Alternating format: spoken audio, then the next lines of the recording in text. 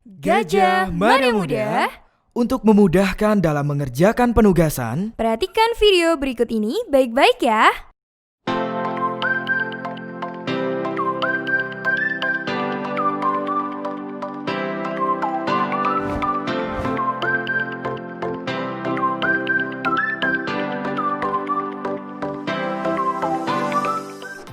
halo teman-teman Gajah Mada Muda. Di video kali ini kita akan membahas tentang Ormawa dan komunitas yang ada di Universitas Gadjah Mada. Perlu teman-teman Gadjah Mada ketahui bahwa Ormawa di Universitas Gadjah Mada telah diatur di dalam SK Rektor yang terbit pada tahun 2017. Teman-teman Gadjah Mada Muda, di dalam SK Rektor tersebut terdapat 11 bab dan 28 pasal. Bab pertama membahas tentang ketentuan umum. Bab kedua membahas tentang asas, tujuan, dan fungsi. Bab ketiga tentang penyelenggaraan Ormawa. Bab keempat tentang pembukaan, pembekuan, dan penutupan. Bab kelima membahas tentang struktur organisasi. Bab keenam tentang masa bakti kepengurusan Ormawa. Bab ketujuh membahas tentang hak, kewajiban, dan larangan. Bab ke-8 tentang izin kegiatan. Bab ke-9 sistem penjaminan mutu. Bab ke-10 tentang ketentuan peralihan, dan bab ke-11 tentang penutup. Nah, teman-teman Gadjah Mada Muda, Ormawa sudah disahkan oleh Rektor. Jadi, buat teman-teman Gadjah Mada Muda, jangan takut untuk bergabung menjadi bagian dari Ormawa dan komunitas di Universitas Gadjah Mada. Halo Mbak Fania. Halo. Oke, Mbak Fania boleh kenalan dulu nggak nih sama teman-teman Gadjah Mada Muda? Karena kan aku udah kenal nih sama Mbak Fania. Mungkin bisa kenalan namanya siapa dan perwakilan dari mana? Halo semuanya, perkenalkan namaku Priska Fania Rosita, biasa dipanggil dengan nama Fania. Aku dari Ilmu Keperawatan angkatan 2018. Di sini aku perwakilan dari UKM UKESMA, Unit Kesehatan Mahasiswa UGM. Oke, UKESMA, Unit Kesehatan Mahasiswa Universitas Gadjah Mada ya Mbak. Nah, UKESMA itu tuh UKM yang bergerak di bidang kesehatan, benar nggak sih Mbak? Iya benar banget, di bidang kesehatan, khususnya sosiomedis. Sosiomedis ya. Nah nih Mbak, aku mau ada pertanyaan nih. Ada mitos nih katanya yang bilang bahwa teman-teman dari UKESMA itu kebanyakan harus banget nih dari klaster medika. Itu benar nggak sih? Itu nggak benar. Itu salah ya? Salah banget Salah ya? banget. Berarti kalau aku mau join UKESMA dari klaster sosum nggak apa-apa ya? Nggak apa-apa, karena teman-teman dari sosum juga banyak yang join UKESMA. Wah, oke. Nah, nih Mbak, ngomong-ngomong tentang masa pandemi kayak gini. Nah, teman-teman dari UKESMA itu biasanya ngapain aja sih di kondisi pandemi saat ini? Oke, di kondisi pandemi ini karena serba kesusahan ya kita, jadi kita kegiatannya dialihkan ke daring atau ke online. Seperti kemarin itu kita mengadakan semacam webinar donor darah, lalu kemudian ada Kencang Sehat yang dilakukan secara online juga. Lalu kita juga mengadakan bakti sosial dengan pengumpulan dana untuk teman-teman yang terdampak seperti itu. Wah, berarti teman-teman UKESMA tetap proaktif ya buat menyuarakan pentingnya kesehatan khususnya di masa pandemi kayak gini ya Mbak. Nah nih Mbak, ngomong-ngomong tentang UKM, pasti di Universitas Gadjah Mada itu UKM-nya banyak banget kan dan punya kelebihan dan keunikan masing-masing. Nah, bisa kasih tahu nggak nih ke kita semua suatu hal yang spesial nih dari UKESMA itu apa? Yang spesial dari UKESMA itu kita bisa belajar tentang pertolongan pertama, terus kemudian kita juga dilibatkan dalam penjagaan medis di area UGM atau di luar UGM. Terus kemudian kita juga ada program PIKM. PIKM ini semacam program yang mewadahi anggota UKESMA serta mahasiswa UGM secara umum untuk terlibat sebagai konselor bagi teman-teman sebaya. Wah, keren banget ya, berarti UKESMA itu juga merangkul mahasiswa Universitas Gadjah Mada. Nah nih Mbak, ngomong-ngomong tentang program kerja nih, pastikan setiap entah itu UKM atau organisasi pastikan ada program kerjanya. Boleh kasih tahu nggak nih program kerja atau keunggulan dari teman-teman dari UKESMA itu apa aja? Program kerja dan keunggulan dari UKESMA itu kita ada kayak penjagaan medis sih sebenarnya, penjagaan medis, terus kemudian ada kepematerian terkait pertolongan pertama. Kita juga belajar tentang pertolongan pertama di UKESMA. Oke, luar biasa sekali. Makasih sebelumnya buat Mbak Fania udah menyempatkan hadir buat sharing-sharing ke kita nih tentang UKM UKESMA. Sama-sama. Halo Mas Bagus. Halo juga. Oke Mas Bagus, mungkin bisa kenalan dong ke teman-teman Gajah Mada Muda. Oke, jadi halo semuanya, nama aku Bagus Darmawan Pranita dan aku perwakilan dari ISEC Universitas Gajah Mada. Oke, ISEC Universitas Gajah Mada ya, berarti UKM yang bergerak di bidang bahasa Inggris itu benar nggak sih Mas? Benar, salah satunya seperti itu. Oke, berarti Mas Bagus bahasa Inggrisnya bagus banget nih. Semenjak aku join ISEC. Oke, keren banget. Nah, nih Mas Bagus, ngomong-ngomong tentang ISEC nih, Pak, ada mitos katanya kalau ISEC Universitas Gajah Mada itu tuh cuma melakukan pertukaran pelajar aja, itu benar nggak sih? Oke, sebenarnya itu nggak benar. Jadi untuk pertukaran pelajar itu sebenarnya cuma media kita untuk mencapai tujuan ISEC sebenarnya, yaitu developing leadership. Dan kenapa kok kita lewat pertukaran pelajar? Sebenarnya itu simple karena untuk biar essence leadership itu bisa dirasakan oleh semua orang dan biar si leadernya itu bisa ngerasain cross cultural understanding gitu. Oke, berarti di saat pertukaran pelajar itu tidak juga cuma bertukar budaya, tapi juga bisa sebagai ajang untuk mengembangkan diri ya Mas ya.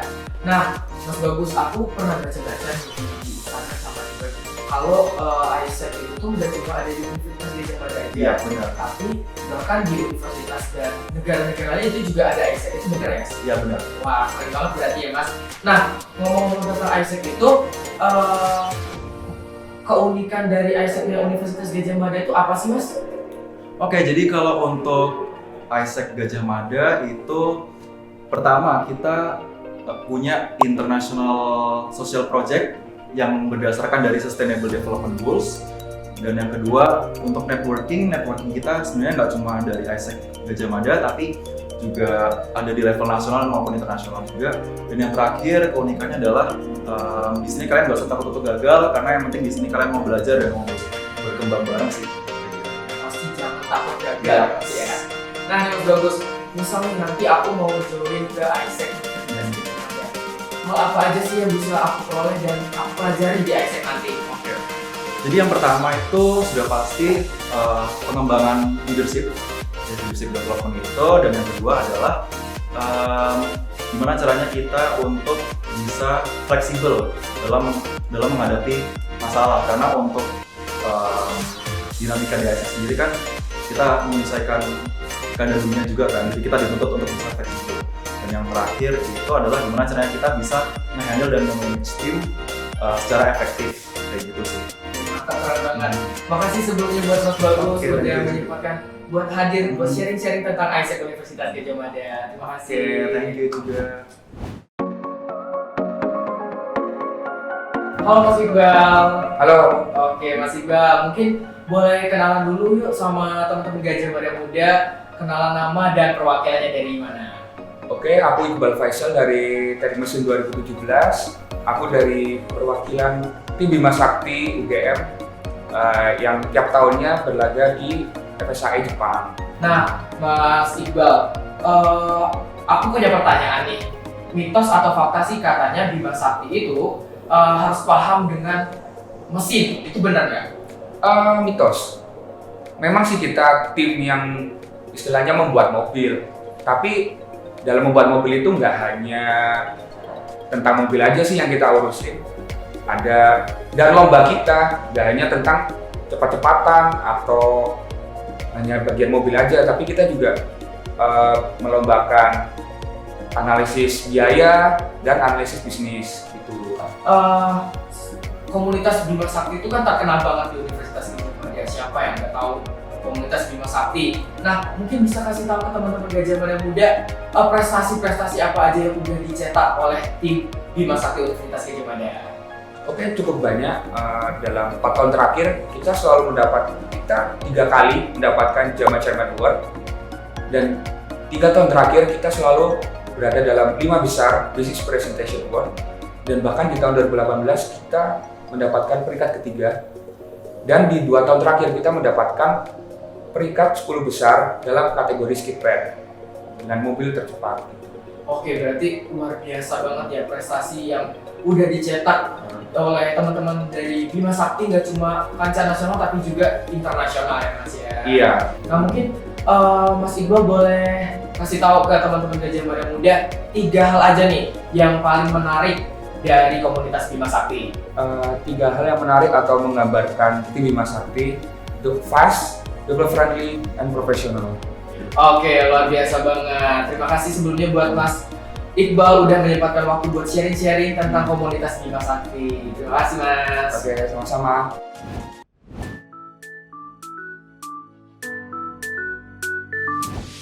Oke, halo Mas Adam. Ya, halo. Oke, Mas Adam, mungkin boleh kenalan dulu nih sama teman-teman Gajah Mada Muda. Halo, Gajah Mada. Namaku Rahmatul Adam, biasa dipanggil Adam. Aku dari Mapagama UGM. Mapagama UGM itu tuh mahasiswa pencinta alam Gajah Mada. Bener ya Mas ya? Ya, benar sekali. Jadi itu Mapagama itu apa sih sebenarnya Mas? Mapagama itu adalah mahasiswa pencinta alam tingkat universitas di UGM.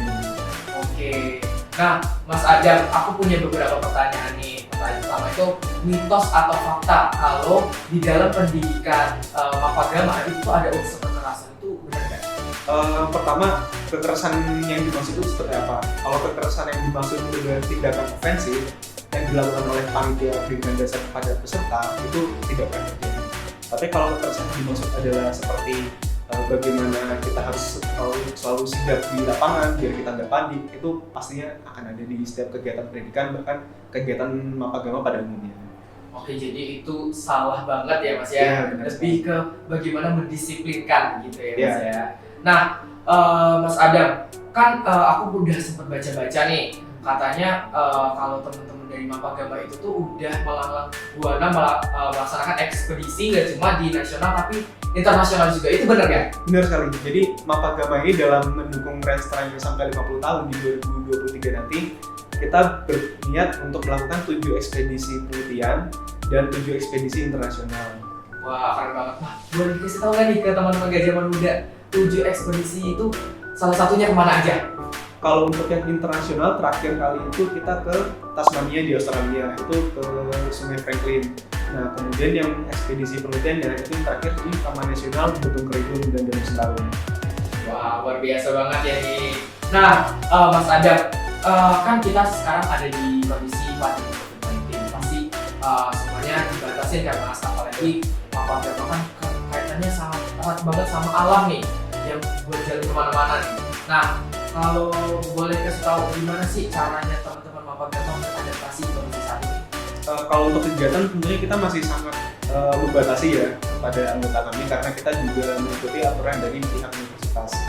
Namun beberapa penyesuaian juga tetap kita lakukan. Yang pertama itu dari kegiatan diskusi online, terus juga ke pematerian yang dilakukan secara online atau teleconference. Itu kita juga sambil mengundang beberapa pakar seperti kemarin contohnya itu tentang kegiatan paralayan, maka kita menghadirkan senior atau orang yang memang ahli di bidang paralayan. Luar biasa banget nih, teman-teman dari Mapagama itu luar biasa ya, bisa jalan-jalan kemana aja. Nah, mungkin terima kasih banget nih buat Mas Adam udah menyempatkan waktunya buat sharing-sharing tentang UKM Mapagama. Terima kasih ya.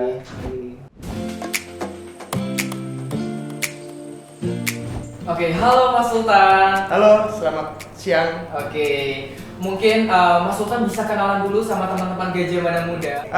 Halo Gajah Mada Muda, perkenalkan namaku Sultan dari Departemen Manajemen Fakultas Ekonomi dan Bisnis 2016, Presiden Mahasiswa BMKM UGM. Wah, luar biasa banget. Oke, di sini aku punya beberapa pertanyaan Mas Sultan. Oke. Nah, yang pertama itu mitos atau fakta nih, BMKM itu tuh sama OSIS.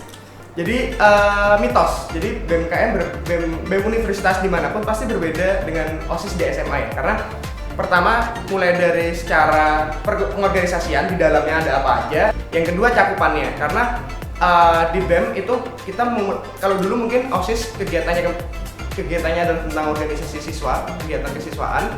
Kalau di BEM itu kegiatannya mulai dari sosial masyarakat hingga isu sosial politik. Jadi memang pertama mulai dari fungsi hingga ruang lingkupnya berbeda. Jadi ruang lingkup dari BEM itu sendiri lebih luas. Lebih luas lagi. Oke Mas Sultan, mungkin misal nih kalau aku mau menjadi bagian dari keluarga BMKM Universitas Gajah Mada, apa sih syarat-syarat yang harus aku penuhi nih?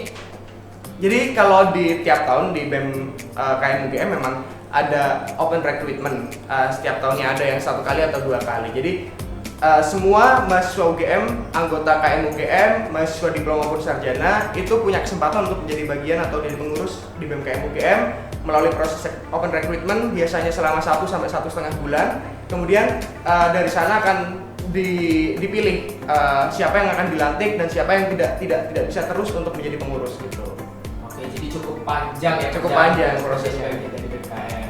Nah, Mas Sultan, ketika nanti udah menjadi bagian dari BMKM Universitas Gadjah Mada, apa sih yang bisa aku dapetin? Pertama, BMKM UGM ini uniknya adalah isinya dari 18 fakultas dan 1 sekolah vokasi. Jadi secara networking teman-teman akan ketemu nih sama teman-teman yang punya latar belakang akademis berbeda, latar belakang daerah berbeda. Jadi akan ketemu di sana. Dan juga di BMKM UGM kita sekarang memang lagi memang fokus untuk meningkatkan kualitas dan kapasitas untuk secara personal gitu.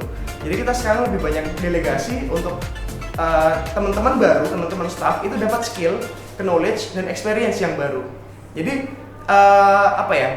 itu yang kedua. Kemudian yang ketiga, teman-teman pastinya dapat exposure terhadap isu-isu sosial politik, isu-isu kemasyarakatan yang up to date. Contohnya adalah tentang konflik tambang yang ada di daerah Bukit Turgo, di daerah Sleman. Nah, itu kan teman-teman tidak akan punya exposure atau dapat exposure itu ketika teman-teman hanya ada di kuliah, ada di kampus gitu. Nah, ada 3 hal ini yang penting. Pertama, mulai dari networking, ada banyak mulai dari berbagai fakultas sampai jurusan sampai saya sekarang tingkat kelima extend gitu. Dan juga kedua adalah skill dan yang ketiga adalah exposure isu atau pengetahuan gitu. Oke, luar biasa sekali. Ternyata banyak banget yang bisa diperoleh ketika bergabung menjadi BMKM Universitas Gadjah Mada. Teman-teman kalau pengen tahu lebih banyak, silahkan langsung dicek aja, ketik BMKM UGM dan teman-teman cari tahu sendiri. Aku mengencourage teman-teman untuk dig deeper, untuk menggali lebih dalam terkait BMKM UGM di semua lini, di sosial media, di di kanal Google dan lain sebagainya. Karena BMKM UGM punya sejarah panjang dan aku nggak bisa kemudian menjelaskan secara sederhana di sini. Gitu. Oke, luar biasa sekali. Ternyata banyak banget yang bisa diperoleh ketika bergabung menjadi BMKM Universitas Gadjah Mada. Terima kasih kepada Mas Sultan sudah menyempatkan waktunya untuk sharing ke kita tentang BMKM Universitas Gadjah Mada. Teman-teman Gadjah Mada Muda, video tadi merupakan beberapa ormawa dan komunitas di Universitas Gadjah Mada. Nah, di Universitas Gadjah Mada terdapat 4 sekretariat bersama atau yang disebut dengan sekber, yaitu kerohanian, kesenian, olahraga, dan khusus. Untuk info lebih lanjut, teman-teman bisa cek di description box di bawah ini. Terima kasih dan sampai jumpa di PPSMB UGM 2020.